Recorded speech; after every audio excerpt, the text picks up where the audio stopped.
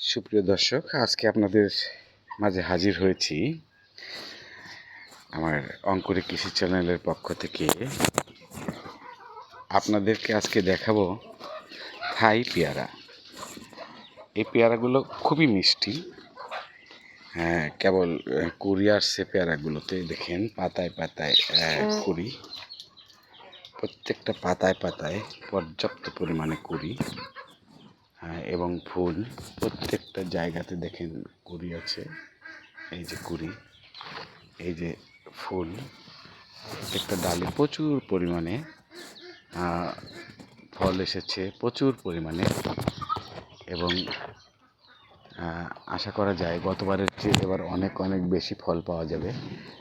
এই ফলগুলো অনেক মিষ্টি হয়, অনেক অনেক মিষ্টি, সাধারণ পেয়ারার চেয়ে অনেক বেশি মিষ্টি। দুই সিজনে ফলগুলো পাওয়া যায়।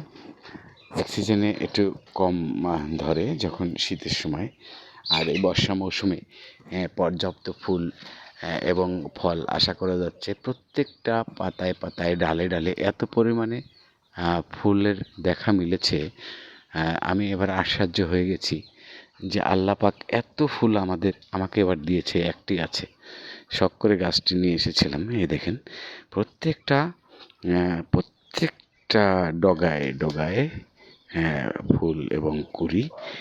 এই যে অনেকগুলো বড় হয়ে গেছে, খুবই সুন্দর লাগছে। দেখেন, এই দেখেন আমি দেখাচ্ছি। গাছটার বয়স ওইরকম 2-2.5 বছর হবে। একবার শুধু ফল পেয়েছিলাম, তবু প্রথমে ভালোই হয়েছিল, এবার একটু কম, এবার একটু বেশি, সরি, এবার একটু বেশি। গাছটাও বেশ হয়ে গেছে। এই দেখেন, আমার বাড়ির উঠোনে আঙ্গিনাতে লাগানো, এবং এত পরিমাণে ফল এবং ফুল দেখা যাচ্ছে। আশা করা যায় অনেক অনেক পেয়ারা এবার আপনাদের উপহার দিতে পারবো, আপনাদের সঙ্গে নিয়ে আমি খেতে পারবো। ধন্যবাদ।